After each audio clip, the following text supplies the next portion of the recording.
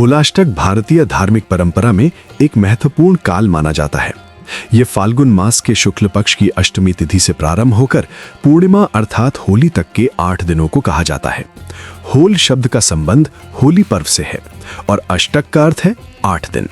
इस प्रकार होलाष्टक उन 8 दिनों का समूह है जो होली से पहले आते हैं और विशेष धार्मिक महत्व रखते हैं। होलाष्टक का समय वर्ष के उस चरण में आता है जब शीत ऋतु का अंत और वसंत ऋतु का आगमन होता है। प्रकृति में परिवर्तन दिखाई देने लगता है, पेड़ों पर नई कोंपलें आती हैं, वातावरण में हल्की गर्माहट बढ़ती है और जीवन में एक नई ऊर्जा का संचार होता है। इसी परिवर्तन के बीच ये 8 दिन आत्मचिंतन और संयम के रूप में देखे जाते हैं। धार्मिक दृष्टि से होलाष्टक को सामान्य शुभ कार्यों के लिए अनुकूल नहीं माना जाता। इस अवधि में विवाह, गृह प्रवेश, मुंडन, नामकरण या अन्य मांगलिक कार्य प्रायः टाले जाते हैं।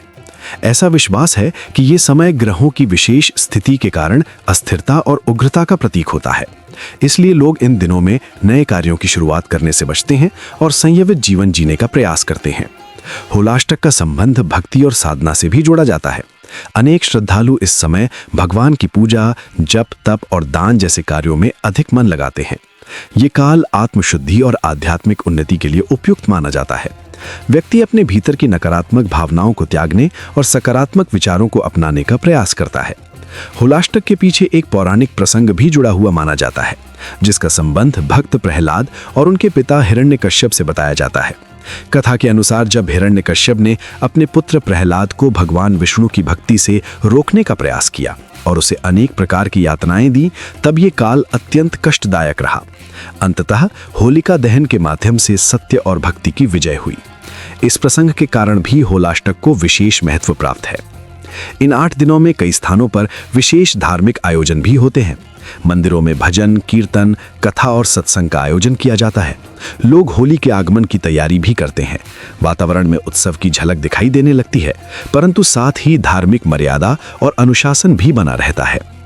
होलाष्टक का एक सामाजिक पक्ष भी है। ये समय लोगों को ये स्मरण कराता है कि उत्सव से पहले आत्मसंयम और विचार आवश्यक है। होली जैसे उल्लासपूर्ण पर्व से पहले ये 8 दिन मन और आचरण को संतुलित करने का अवसर प्रदान करते हैं। व्यक्ति अपने संबंधों को सुधारने, मनमुटाव दूर करने और समाज में सौहार्द बढ़ाने का प्रयास करता है। ज्योतिषीय मान्यता के अनुसार भी होलाष्टक के दौरान कुछ ग्रह उग्र प्रभाव में रहते हैं। इस कारण शुभ कार्यों से दूरी बनाकर केवल पूजा पाठ और साधना पर ध्यान देना उचित समझा जाता है। हालांकि यह मान्यता विभिन्न क्षेत्रों में भिन्न भिन्न रूप में देखी जाती है, फिर भी अधिकांश लोग परंपरा का पालन करते हैं। होलाष्टक हमें यह भी सिखाता है कि जीवन में हर उत्सव से पहले एक तैयारी और संयम का समय होना चाहिए। जैसे होली रंगों और आनंद का प्रतीक है, वैसे ही होलाष्टक गंभीरता और आत्ममंथन का प्रतीक है। ये संतुलन भारतीय संस्कृति की विशेषता को दर्शाता है, जहां उत्सव और आध्यात्म दोनों का समान महत्व है। अंततः होलाष्टक केवल 8 दिनों की अवधि नहीं, बल्कि एक आध्यात्मिक संदेश है। यह हमें सिखाता है कि जीवन में परिवर्तन स्वाभाविक है। जैसे ऋतुएं बदलती हैं, वैसे ही परिस्थितियां भी बदलती हैं।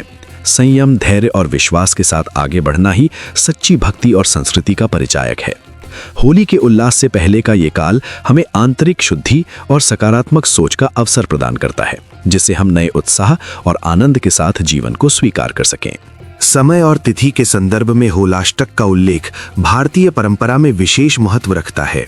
ये अवधि होली से पूर्व आने वाले उन दिनों का संकेत देती है जिन्हें धार्मिक दृष्टि से संयम, धैर्य और सावधानी का समय माना जाता है। होलाष्टक का आरंभ फाल्गुन मास के शुक्ल पक्ष की अष्टमी से होता है और ये फाल्गुन पूर्णिमा तक चलता है। इस प्रकार ये कुल 8 दिनों की अवधि होती है, जो होली के उत्सव से ठीक पहले आती है। हर वर्ष इसकी तिथि पंचांग के अनुसार परिवर्तित होती रहती है, क्योंकि भारतीय कालगणना चंद्र आधारित है और तिथियों का निर्धारण ग्रह नक्षत्रों की स्थिति पर आधारित होता है। होलाष्टक का समय केवल तिथियों का क्रम नहीं है, बल्कि ये एक भावनात्मक और सांस्कृतिक अनुभूति का भी प्रतीक है। जब ये अवधि आरंभ होती है, तब वातावरण में होली के आगमन की आहट स्पष्ट होने लगती है। प्रकृति में परिवर्तन दिखाई देने लगता है, ऋतु का स्वरूप बदलने लगता है और सामाजिक जीवन में उत्सव की तैयारी का भाव जागृत होता है। इसके साथ ही परंपरागत मान्यताओं के अनुसार ये समय कुछ कार्यों के लिए उपयुक्त नहीं माना जाता, इसलिए लोग सामान्यतः धैर्य और प्रतीक्षा की भावना को अपनाते हैं। समय की दृष्टि से होलाष्टक एक संक्रमण काल जैसा प्रतीत होता है। ये वो समय है जब एक ओर उत्सव की निकटता का उत्साह होता है और दूसरी ओर परंपराओं का अनुशासन भी उपस्थित रहता है। समाज में ये भावना देखने को मिलती है कि हर कार्य का एक उचित समय होता है और प्रत्येक तिथि का अपना महत्व होता है। होलाष्टक इसी विचारधारा को सुदृढ़ करता है कि जीवन में धैर्य, प्रतीक्षा और संतुलन आवश्यक है। तिथि परिवर्तन का पहलू भी इस अवधि को रोचक बनाता है। चंद्रमास और पंचांग के अनुसार तिथियां स्थिर नहीं रहती, इसलिए होलाष्टक का आरंभ और समापन हर वर्ष भिन्न तिथियों पर होता है। ये परिवर्तन भारतीय काल गणना की विशेषता को दर्शाता है, जिसमें समय को केवल गणितीय नहीं बल्कि खगोलीय और आध्यात्मिक आधार पर भी समझा जाता है। इस दृष्टिकोण में समय एक जीवंत तत्व है जो निरंतर गति में रहता है और अपने साथ विविध अनुभव लाता है। होलाष्टक के दिनों में वातावरण में एक विशिष्ट मानसिकता विकसित होती है। लोग होली के उत्सव की प्रतीक्षा करते हुए संयम और शांति का पालन करते हैं। ये अवधि मानो मन को स्थिर करने, विचारों को संतुलित रखने और आगामी उल्लास के लिए स्वयं को तैयार करने का अवसर प्रदान करती है। समय के प्रवाह में ये छोटा सा अंतराल एक गहरी सांस्कृतिक परंपरा को जीवित रखता है।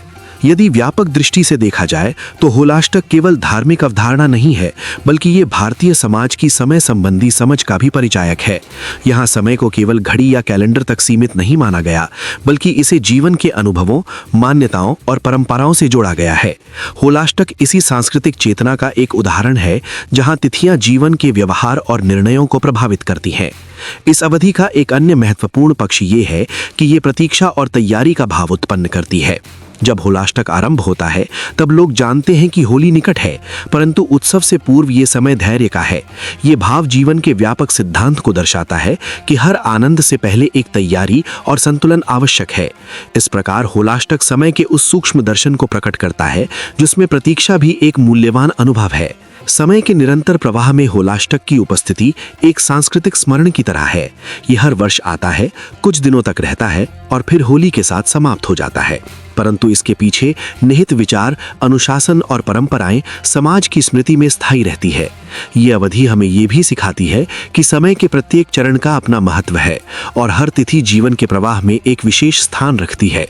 अंततः होलाष्टक का समय और तिथि का महत्व इस बात को रेखांकित करता है कि भारतीय संस्कृति में समय केवल गणना का विषय नहीं, बल्कि आस्था, अनुशासन और अनुभव का भी आधार है।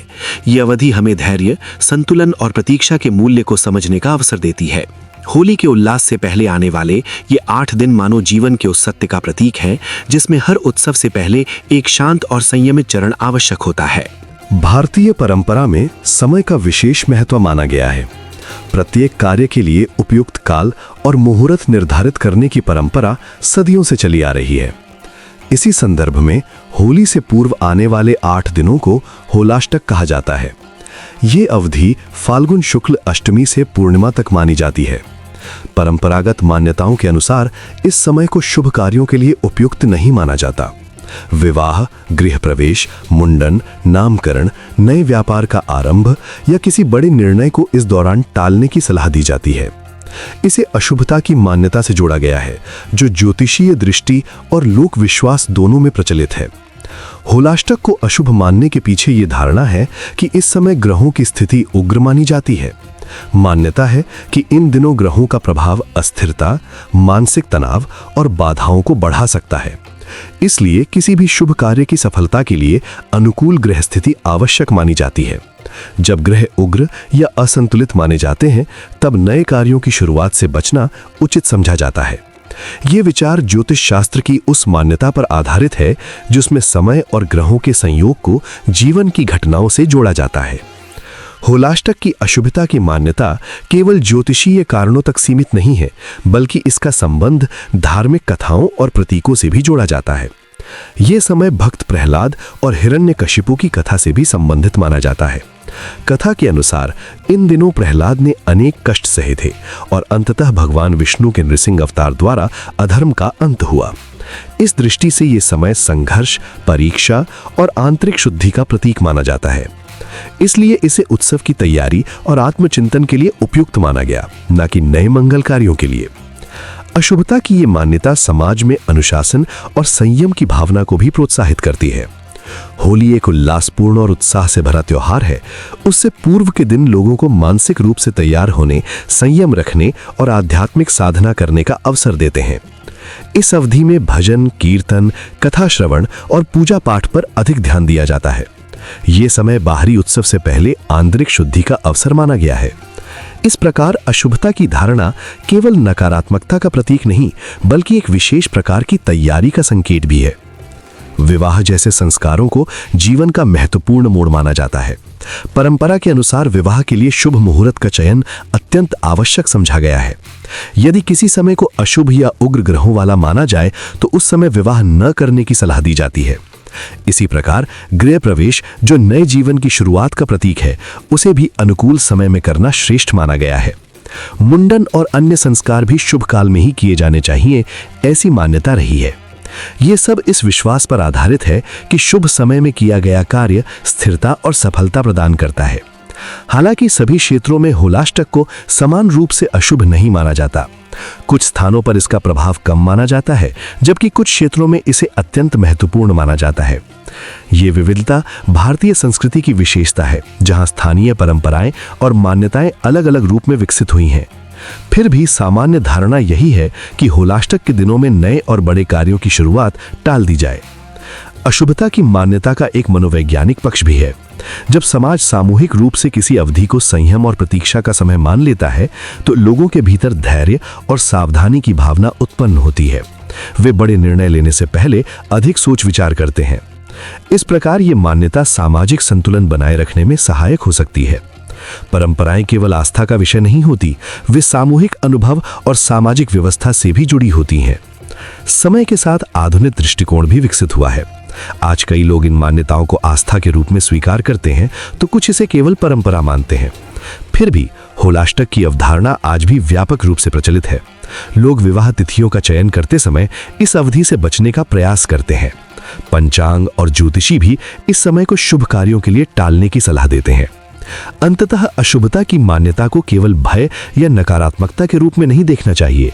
ये भारतीय समयबोध और जीवन दर्शन का एक हिस्सा है।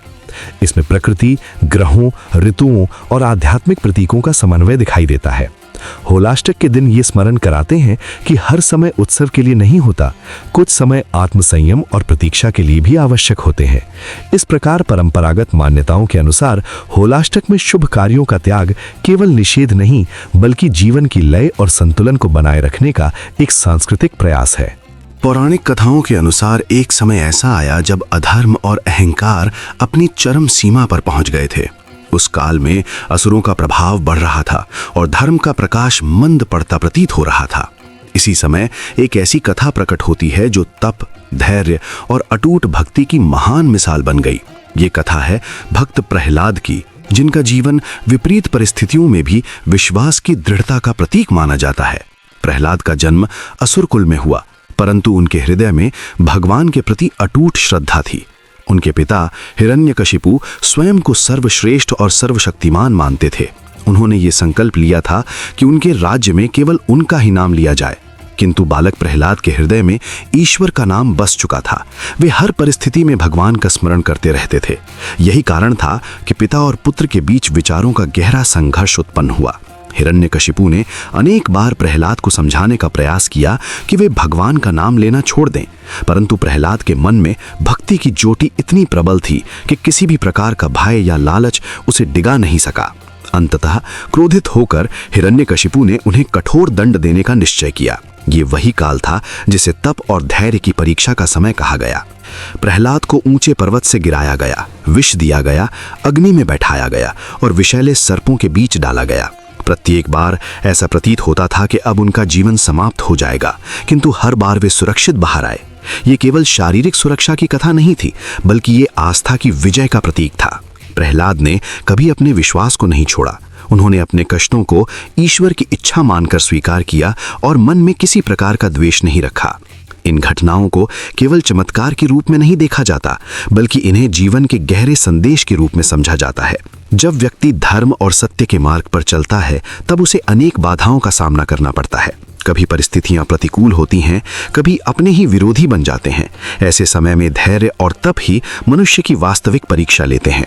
प्रहलाद का जीवन इसी सत्य को उजागर करता है।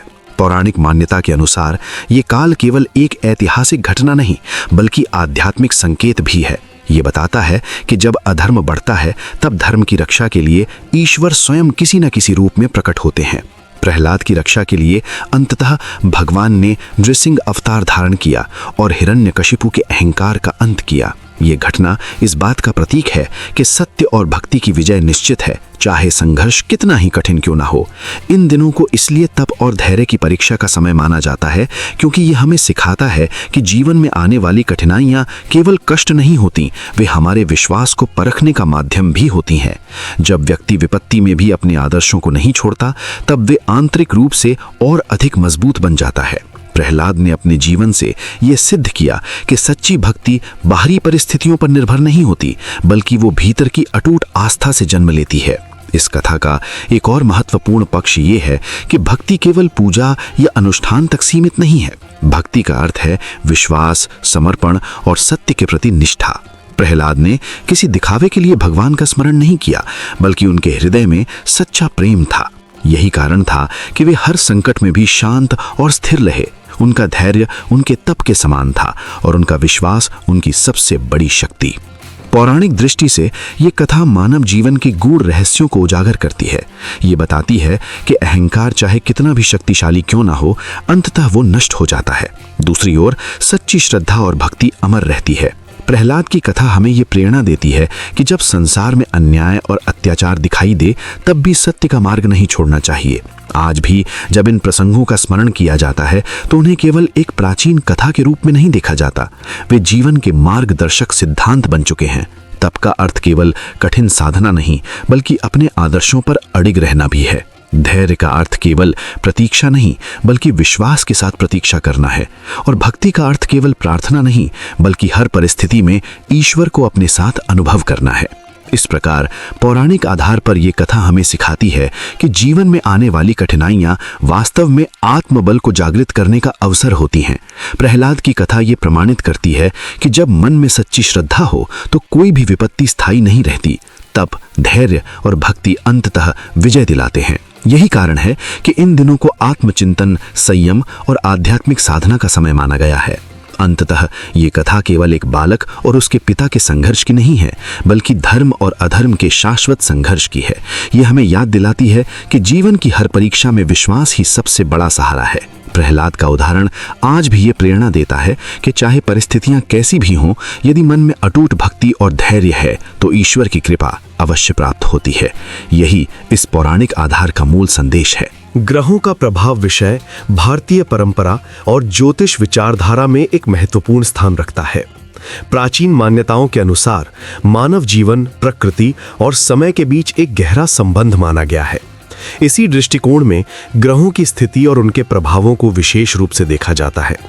ये विश्वास किया जाता है कि आकाशीय पिंडों की चाल और उनकी स्थिति केवल खगोलीय घटनाएं नहीं हैं, बल्कि वे सूक्ष्म रूप से जीवन के विभिन्न पहलुओं को प्रभावित करती हैं। इसलिए कई अवसरों पर ग्रहों के प्रभाव को ध्यान में रखते हुए निर्णय लेने की परंपरा विकसित हुई है। ज्योतिष मान्यताओं में कहा जाता है कि कुछ कालखंड ऐसे होते हैं जब ग्रहों की स्थिति अपेक्षाकृत शांत और संतुलित मानी जाती है, जबकि कुछ समय ऐसे भी माने जाते हैं जब ग्रहों की अवस्था अस्थिर या उग्र होती है। इस प्रकार के समय को सावधानी और संयम का काल माना जाता है। धारणा यह है कि जब ग्रहों की ऊर्जा तीव्र या अशांत होती है, तब मनुष्य के कार्यों और निर्णयों में बाधाएं, असमंजस या विलंब उत्पन्न हो सकते हैं। इस कारण पारंपरिक विचारों में ऐसे समय में नए या महत्वपूर्ण कार्यों को टालने की सलाह दी जाती है। ये मान्यता केवल भय या अंधविश्वास पर आधारित नहीं मानी जाती, बल्कि इसे अनुभव और परंपरा से जुड़ा दृष्टिकोण समझा जाता है। पीढ़ियों से चले आ रहे विश्वासों में ये विचार समाहित है कि समय का चयन जीवन के परिणामों पर प्रभाव डाल सकता है।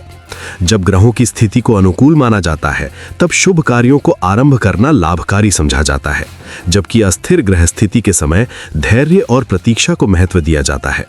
ये सोच जीवन में संतुलन और सामंजस्य बनाए रखने का एक सांस्कृतिक प्रयास भी मानी जा सकती है। ग्रहों के प्रभाव की चर्चा करते समय यह भी कहा जाता है कि ग्रह केवल बाहरी परिस्थितियों को ही नहीं बल्कि मानसिक अवस्था और भावनात्मक संतुलन को भी प्रभावित कर सकते हैं। मान्यता है कि जब ग्रहों की स्थिति उग्र मानी जाती है तब व्यक्ति के विचारों में अस्थिरता, निर्णयों में भ्रम या मन में चिंता की प्रवृत्ति बढ़ जाती है। इस कारण ऐसे समय में धैर्य, आत्मनियंत्रण और सोच समझकर कार्य करने की सलाह दी जाती है। ये दृष्टिकोण व्यक्ति को जल्दबाजी से बचाने और सावधानी बरतने का संकेत देता है। भारतीय संस्कृति में समय और परिस्थितियों को अत्यधिक महत्व दिया गया है। इसी संदर्भ में ग्रहों की स्थिति को समय की गुणवत्ता से जोड़ा जाता है। माना जाता है कि प्रत्येक समय की अपनी विशेष ऊर्जा होती है और ग्रह उस ऊर्जा के प्रतीक माने जाते हैं। इसलिए जब ग्रहों की चाल को अशांत या अस्थिर समझा जाता है तब ये संकेत माना जाता है कि व्यक्ति को अपने कार्यों में अतिरिक्त सतर्कता रखनी चाहिए। इस प्रकार की मान्यताएं जीवन में विवेकपूर्ण आचरण को बढ़ावा देने का माध्यम भी बनती हैं। ग्रहों के प्रभाव से जुड़ी परंपराओं में अक्सर ये सलाह दी जाती है कि महत्वपूर्ण निर्णय लेते समय धैर्य रखें, विचारों को स्थिर करें और परिस्थितियों का समुचित आकलन करें। ये विचार जीवन के व्यावहारिक पक्ष से भी मेल खाता है, क्योंकि किसी भी बड़े निर्णय में सावधानी और सोच विचार का महत्व स्वाभाविक रूप से स्वीकार किया जाता है। ज्योतिषीय दृष्टिकोण इसे एक प्रतीकात्मक भाषा में प्रस्तुत करता है जिससे लोग समय की संवेदनशीलता को समझ सकें। कई लोग ग्रहों के प्रभाव को जीवन की अनिश्चितताओं के साथ जोड़कर देखते हैं। जीवन में उतार चढ़ाव, सफलता और चुनौतियां सामान्य मानी जाती हैं और ग्रहों की स्थिति को इन परिवर्तनों का संकेतक माना जाता है। इस प्रकार ग्रहों का प्रभाव एक दार्शनिक दृष्टिकोण भी प्रस्तुत करता है जिसमें यह विचार निहित है कि समय सदैव एक समान नहीं रहता। इसलिए जब परिस्थितियां अनुकूल ना प्रतीत हों तब धैर्य और संयम का मार्ग अपनाना बुद्धिमानी माना जाता है। ज्योतिष मान्यताओं का एक उद्देश्य ये भी समझा जाता है कि व्यक्ति अपने जीवन में संतुलन बनाए रखे। जब ग्रहों की स्थिति को उग्र या अस्थिर कहा जाता है तब ये एक प्रतीकात्मक संदेश के रूप में लिया जाता है कि व्यक्ति को जल्दबाजी, आवेग या अत्यधिक जोखिम से बचना चाहिए। यह सोच आत्मसंयम, विवेक और धैर्य जैसे गुणों को प्रोत्साहित करती है जो किसी भी परिस्थिति में उपयोगी माने जाते हैं। समाज में ग्रहों के प्रभाव से जुड़ी धारणाएं व्यापक रूप से प्रचलित हैं। अनेक लोग अपने दैनिक जीवन, उत्सवों और निर्णयों में इन मान्यताओं को स्थान देते हैं। ये विश्वास व्यक्तिगत आस्था, सांस्कृतिक परंपरा और मानसिक संतोष से जुड़ा होता है। कुछ लोग इसे आध्यात्मिक मार्गदर्शन मानते हैं जबकि कुछ लोग इसे सांस्कृतिक विरासत के रूप में देखते हैं। दोनों ही दृष्टिकोणों में ग्रहों का प्रभाव एक प्रतीकात्मक और प्रेरणादायक भूमिका निभाता है। अंततः ग्रहों के प्रभाव की मान्यता को जीवन के प्रति एक सजग दृष्टिकोण के रूप में भी देखा जा सकता है। ये विचार व्यक्ति को समय, परिस्थितियों और अपने आचरण के प्रति संवेदनशील बनाता है। चाहे इसे आस्था के रूप में स्वीकार किया जाए या सांस्कृतिक परंपरा के रूप में, इसका मूल संदेश अक्सर धैर्य, संतुलन और विचारशीलता की ओर संकेत करता है। इसी कारण महत्वपूर्ण कार्यों या निर्णयों को कभी-कभी स्थगित करने की सलाह दी जाती है जिससे व्यक्ति अधिक स्पष्टता और स्थिरता के साथ आगे बढ़ सके। धार्मिक दृष्टिकोण से देखा जाए तो मानव जीवन केवल बाहरी गतिविधियों, उपलब्धियों और सांसारिक प्रयासों का ही नाम नहीं है, बल्कि ये एक गहन आंतरिक यात्रा भी है। जीवन में ऐसे अनेक समय आते हैं जब शुभ कार्यों को टालने, निर्णयों को स्थगित करने या धैर्य रखने की सलाह दी जाती है। सामान्य दृष्टि से ये विराम जैसा प्रतीत हो सकता है, किंतु आध्यात्मिक परिप्रेक्ष्य में ये एक अत्यंत मूल्यवान अवसर माना जाता है। ये वो काल होता है जब व्यक्ति बाहरी गति से हटकर भीतर की शांति, आत्मचिंतन और साधना की ओर उन्मुख हो सकता है। पूजा, जप, दान, व्रत और भक्ति जैसे कर्मों को इस समय विशेष रूप से फलदायी माना जाता है। इसका कारण यह है कि ये सभी क्रियाएं मन को शुद्ध करने, विचारों को स्थिर करने और चेतना को उच्च बनाने में सहायक होती हैं। जब व्यक्ति सांसारिक भागदौड़ से थोड़ी दूरी बनाता है तब उसे अपने भीतर झांकने का अवसर मिलता है। ये आत्मशुद्धि का मार्ग है जहां व्यक्ति अपने दोषों, दुर्बलताओं और मानसिक अशांति को पहचान सकता है। इस पहचान के बिना सुधार संभव नहीं होता और धार्मिक साधना इसी सुधार का माध्यम बनती है। धार्मिक परंपराएं सदैव इस बात पर बल देती हैं कि मनुष्य का वास्तविक बल उसके भीतर निहित है। बाहरी परिस्थितियां अनुकूल हों या प्रतिकूल, यदि मन स्थिर और शुद्ध है तो व्यक्ति संतुलित रह सकता है। जप और ध्यान जैसे अभ्यास इसी स्थिरता को विकसित करते हैं। ये मन की चंचलता को कम करते हैं और विचारों के प्रवाह को संयमित करते हैं। धीरे धीरे व्यक्ति अनुभव करता है कि शांति किसी बाहरी वस्तु या उपलब्धि में नहीं, बल्कि उसके अपने अंतर्मन में विद्यमान है। दान का महत्व भी इसी संदर्भ में अत्यंत गहरा है। दान केवल वस्तुओं या धन का त्याग नहीं, बल्कि अहंकार और आसक्ति का परित्याग है। जब व्यक्ति दूसरों के हित में कुछ अर्पित करता है, तब उसके भीतर करुणा, विनम्रता और सहानुभूति का विकास होता है। ये भावना आत्मा को हल्का करती है और व्यक्ति को व्यापक दृष्टिकोण प्रदान करती है। धार्मिक दृष्टि से दान को आत्मशुद्धि का सशक्त साधन माना गया है, क्योंकि ये स्वार्थ के बंधन को शिथिल करता है। व्रत और संयम भी साधना के महत्वपूर्ण अंग हैं। ये केवल आहार या व्यवहार की सीमाएं नहीं, बल्कि आत्मनियंत्रण के अभ्यास हैं। जब व्यक्ति अपनी इच्छाओं पर नियंत्रण करना सीखता है, तब वो धीरे धीरे आंतरिक शक्ति का अनुभव करता है। ये शक्ति बाहरी सफलता से कहीं अधिक स्थायी और गहन होती है। संयम व्यक्ति को ये सिखाता है कि सुख का स्रोत केवल भोग में नहीं, बल्कि संतुलन और मर्यादा में भी निहित है। भक्ति का स्थान इन सभी साधनों में विशेष है। भक्ति मनुष्य और दिव्यता के मध्य भावनात्मक सेतु का कार्य करती है।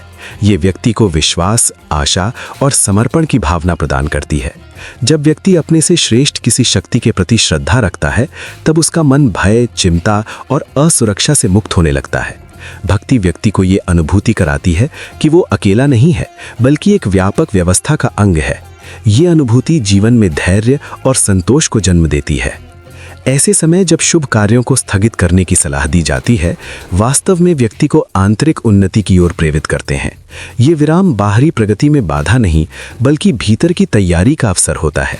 जिस प्रकार बीज अंकुरित होने से पहले मिट्टी में स्थिर रहता है, उसी प्रकार मनुष्य भी कभी कभी मौन और धैर्य के माध्यम से अपनी चेतना को परिपक्व करता है।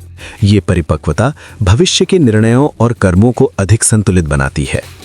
धार्मिक दृष्टिकोण का मूल संदेश यही है कि जीवन में हर अवस्था का अपना महत्व है। गति और विराम दोनों आवश्यक हैं। जहां गति कर्म का प्रतीक है, वहीं विराम आत्मचिंतन का। यदि व्यक्ति केवल बाहरी उपलब्धियों में ही उलझा रहे, तो उसका मन थक सकता है, किंतु यदि वो समय समय पर साधना और आत्मशुद्धि की ओर उन्मुख हो, तो उसका जीवन संतुलित और सार्थक बन सकता है। अंततः ये समझना आवश्यक है कि पूजा, जप, दान, व्रत और भक्ति जैसे कर्म किसी विशेष काल तक सीमित नहीं है, परंतु विराम के समय उनका प्रभाव और भी गहरा अनुभव होता है। ये वो क्षण होता है जब व्यक्ति स्वयं से जुड़ सकता है, अपने विचारों को स्पष्ट कर सकता है और अपनी जीवन की दिशा पर पुनर्विचार कर सकता है। धार्मिक साधना व्यक्ति को ये सिखाती है कि वास्तविक उन्नति बाहरी नहीं, बल्कि आंतरिक है, और यही उन्नति जीवन को शांति, स्थिरता और अर्थ प्रदान करती है। होलाष्टक के प्रारंभ होते ही वातावरण में एक विशेष परिवर्तन अनुभव होने लगता है। जैसे ही फाल्गुन मास अपने अंतिम चरण की ओर बढ़ता है, वैसे ही गांवों, कस्बों और नगरों में होलिका दहन की तैयारियां आरंभ हो जाती हैं। ये केवल एक धार्मिक अनुष्ठान की तैयारी नहीं होती, बल्कि सामूहिक उत्साह, आस्था और परंपरा का जीवंत रूप होती है। चारों ओर एक अलग ही उमंग दिखाई देने लगती है। लोग अपने दैनिक कार्यों के साथ साथ इस उत्सव की तैयारी में भी जुट जाते हैं। होलिका दहन की तैयारी का पहला चरण होता है स्थान का चयन। प्रत्येक मोहल्ले, चौक या गांव के किसी खुले स्थान को चुना जाता है, जहां सभी लोग एकत्र हो सकें। ये स्थान वर्षों से परंपरागत रूप से निश्चित होता है। जैसे ही स्थान तय होता है, वहां सफाई का कार्य आरंभ होता है। बच्चे, युवा और बुजुर्ग सभी मिलकर उस स्थान को स्वच्छ करते हैं। ये सामूहिक श्रम केवल सफाई नहीं, बल्कि एकता और सहयोग का प्रतीक बन जाता है। इसके बाद लकड़ियां, सूखी टहनियां और उपले एकत्रित किए जाते हैं। बच्चे घर घर जाकर लकड़ियां इकट्ठी करते हैं। ग्रामीण क्षेत्रों में लोग खेतों और बगीचों से सूखी लकड़ियां लाते हैं, जबकि शहरों में भी लोग अपनी क्षमता अनुसार योगदान देते हैं। ये प्रक्रिया कई दिनों तक चलती रहती है। धीरे धीरे चुने हुए स्थान पर लकड़ियों का ढेर आकार लेने लगता है। उसे सुसज्जित रूप में सजाया जाता है, ताकि दहन के समय वो सुंदर और व्यवस्थित दिखाई दे। होलिका दहन की तैयारी केवल भौतिक सामग्री जुटाने तक सीमित नहीं रहती। इसके साथ ही घरों में भी विशेष तैयारियां प्रारंभ हो जाती हैं। महिलाएं घर की साफ सफाई करती हैं, नए वस्त्रों की तैयारी होती है और विशेष पकवान बनाए जाते हैं। गुजिया, पापड़, मठरी और अन्य मिठाइयों की सुगंध घर घर में फैलने लगती है। बच्चों के मन में उत्सुकता बढ़ती जाती है कि कब होलिका दहन होगा और कब रंगों का पर्व आएगा। धार्मिक दृष्टि से भी ये समय विशेष माना जाता है। लोग शुभ कार्यों को कुछ दिनों के लिए स्थगित कर देते हैं और मन को संयमित रखते हैं। होलाष्टक के दिनों में पूजा पाठ, कथा और भजन का आयोजन होता है।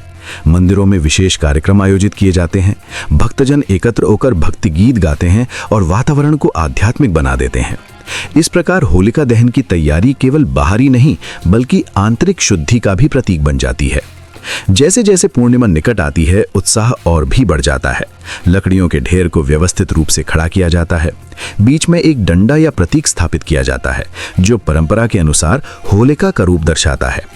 कुछ स्थानों पर गेहूं या जौ की बालियां भी रखी जाती हैं जिन्हें अग्नि में अर्पित किया जाता है। ये नई फसल के स्वागत और समृद्धि की कामना का संकेत होता है। समाज के सभी वर्ग इस तैयारी में भाग लेते हैं। बच्चे उत्साहपूर्वक दौड़ भाग करते हैं, युवा आयोजन की व्यवस्था संभालते हैं और बुजुर्ग मार्गदर्शन देते हैं। ये सामूहिक सहभागिता समाज में एकता और सौहार्द को मजबूत करती है। लोग आपसी मतभेद भुलाकर मिलजुल कर कार्य करते हैं। यही इस पर्व की विशेषता है कि ये केवल धार्मिक अनुष्ठान नहीं बल्कि सामाजिक समरसता का भी माध्यम है। होलिका दहन से एक दिन पूर्व वातावरण में विशेष चहल पहल दिखाई देती है। लोग अपने अपने घरों से पूजा की सामग्री लेकर तैयार रहते हैं। महिलाएं थाली सजाती हैं जिसमें रोली, अक्षत, फूल और मिठाई रखी जाती है। बच्चे नए कपड़े पहनने की प्रतीक्षा करते हैं। बाजारों में भी भीड़ बढ़ जाती है। रंग गुलाल की दुकानें सज जाती हैं और चारों ओर उत्सव का रंग दिखाई देने लगता है। जब पूर्णिमा की संध्या आती है तब सभी लोग निर्धारित स्थान पर एकत्र होते हैं। अग्नि प्रज्वलित करने से पहले पूजा की जाती है। श्रद्धा और विश्वास के साथ लोग परिक्रमा करते हैं और अपनी जीवन की नकारात्मकताओं को अग्नि में समर्पित करने का संकल्प लेते हैं। इस क्षण में वातावरण में एक विशेष आध्यात्मिक ऊर्जा अनुभव होती है। अग्नि की लपटें जैसे जैसे ऊपर उठती हैं वैसे वैसे लोगों के मन में भी नव जीवन और आशा का संचार होता है। होलिका दहन की तैयारी हमें ये सिखाती है कि किसी भी उत्सव का वास्तविक आनंद सामूहिक प्रयास और सहभागिता में निहित होता है। ये पर्व केवल एक कथा की स्मृति नहीं बल्कि अच्छाई की विजय और बुराई के अंत का प्रतीक है। तैयारियों के दौरान जो सहयोग, प्रेम और उत्साह दिखाई देता है वही इस उत्सव की आत्मा है। इस प्रकार होलिका दहन की तैयारी एक व्यापक प्रक्रिया है जिसमें समाज का प्रत्येक व्यक्ति किसी न किसी रूप में जुड़ा होता है। ये तैयारी केवल एक रात की अग्नि तक सीमित नहीं रहती बल्कि कई दिनों की आस्था, श्रम और उत्साह का परिणाम होती है। होलाष्टक से प्रारंभ होकर पूर्णिमा की रात्रि तक चलने वाली ये यात्रा हमें परंपरा, एकता और सकारात्मकता का संदेश देती है। यही कारण है कि होलिका दहन की तैयारी स्वयं में एक उत्सव बन जाती है जो लोगों के हृदय में उमंग और आशा का दीप प्रज्वलित करती है। ये काल समाज में उत्साह, उमंग और मधुर प्रतीक्षा का समय माना जाता है। वातावरण में एक अलग ही ऊर्जा अनुभव होती है, मानो पूरा समाज किसी बड़े आनंद उत्सव की ओर बढ़ रहा हो। लोगों के मन में प्रसन्नता, आशा और सामूहिकता की भावना प्रबल हो जाती है। दैनिक जीवन की व्यस्तताओं के बीच ये समय एक सकारात्मक परिवर्तन लेकर आता है जिसमें व्यक्ति अपने सामाजिक संबंधों, परंपराओं और सामूहिक मूल्यों के प्रति अधिक सजग दिखाई देता है। इस अवधि का सबसे प्रमुख सामाजिक पक्ष ये है कि ये लोगों को आपसी मेल मिलाप के लिए प्रेरित करता है। समाज में रहने वाले विभिन्न वर्ग, समुदाय और परिवार एक साझा उत्साह में बंधते हैं। परस्पर संवाद बढ़ता है, दूरियां घटती हैं और रिश्तों में नई मधुरता का संचार होता है। लोग एक दूसरे के प्रति सद्भाव और स्नेह प्रकट करने का अवसर खोजते हैं। ये समय समाज में सकारात्मकता और सौहार्द की भावना को सुदृढ़ करता है। उत्सव की तैयारियों के कारण सामाजिक गतिविधियां भी बढ़ जाती हैं। मोहल्लों, गलियों और परिवारों में एक प्रकार की सक्रियता दिखाई देती है।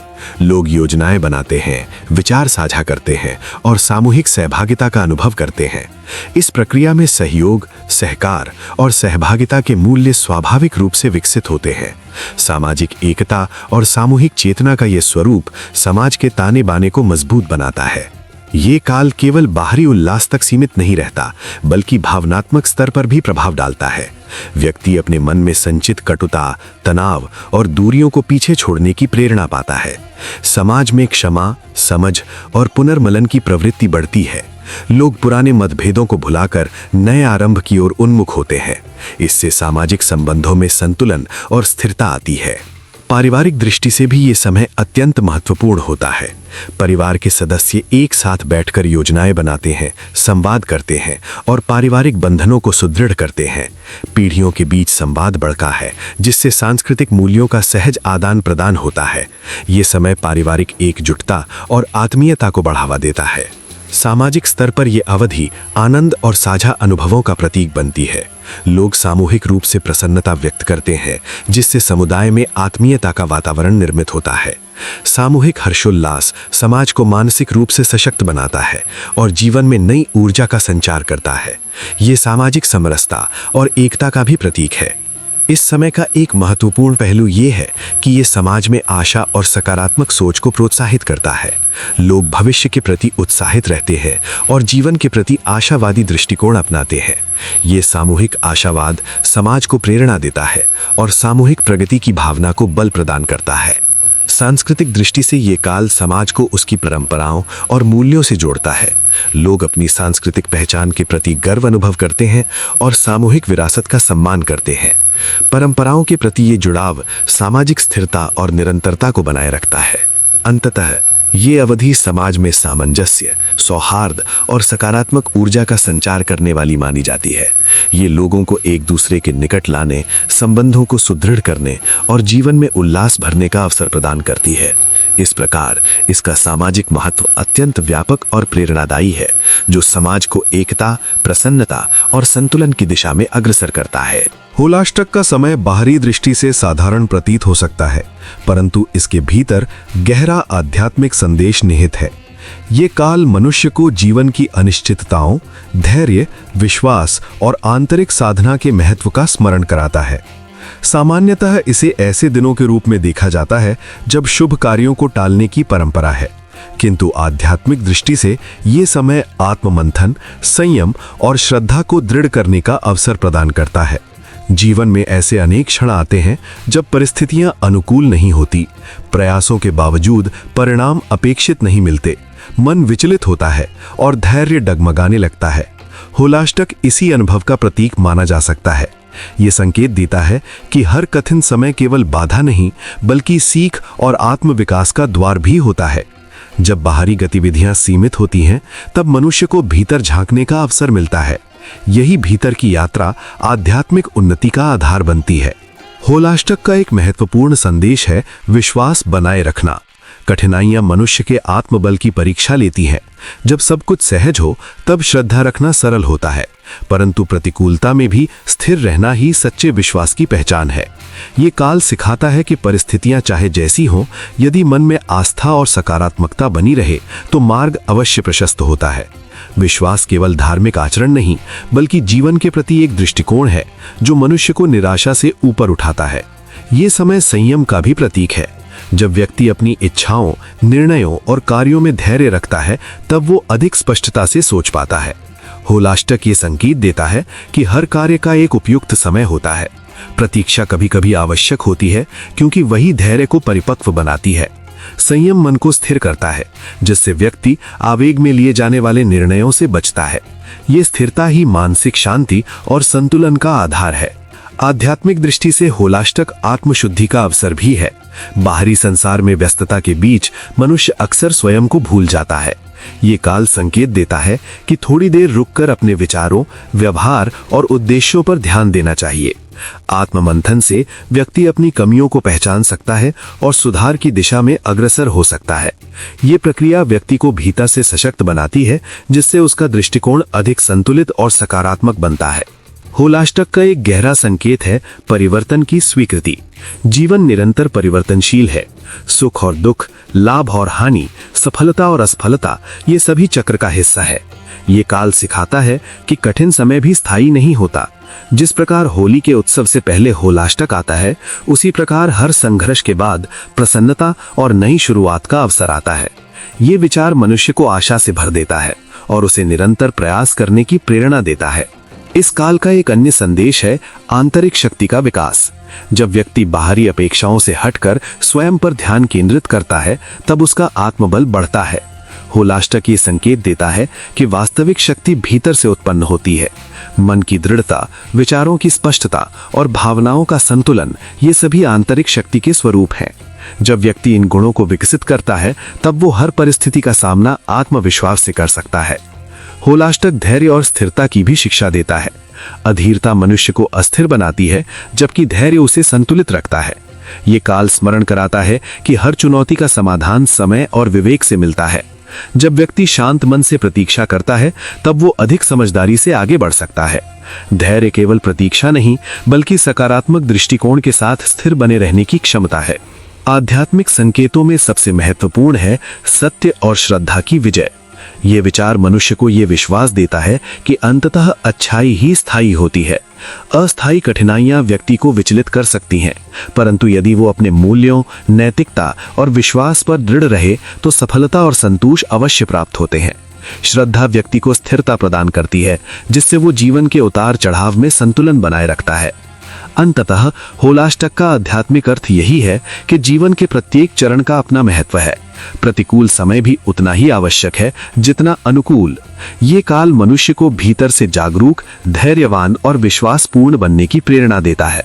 ये स्मरण कराता है कि हर अंधकार के बाद प्रकाश अवश्य आता है और हर परीक्षा के बाद अनुभव एवं परिपक्वता की प्राप्ति होती है। इस दृष्टि से होलाष्टक केवल एक परंपरागत अवधि नहीं, बल्कि जीवन के गहरे सत्य को समझने का माध्यम है। कठिनाइयों के बीच भी विश्वास, संयम और श्रद्धा बनाए रखना ही वास्तविक आध्यात्मिकता है। फाल्गुन पूर्णिमा का आगमन भारतीय सांस्कृतिक चेतना में विशेष उल्लास और आध्यात्मिक प्रतीकात्मकता लेकर आता है।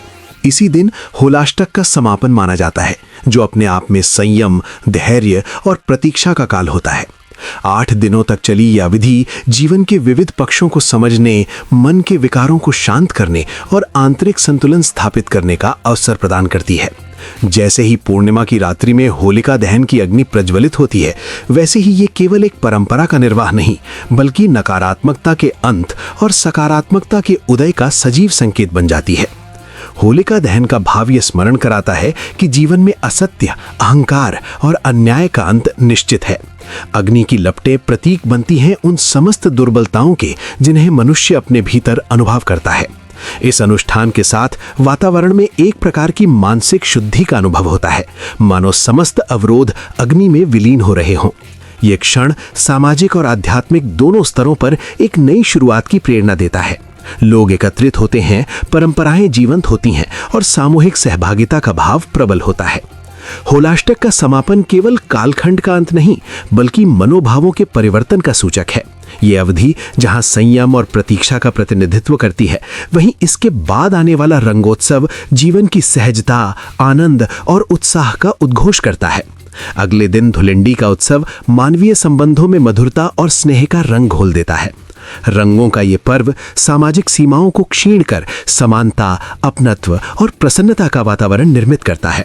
हर व्यक्ति, हर आयु और हर वर्ग इसमें समान रूप से सहभागी बनता है। रंगोत्सव का संदेश अत्यंत व्यापक और सकारात्मक होता है।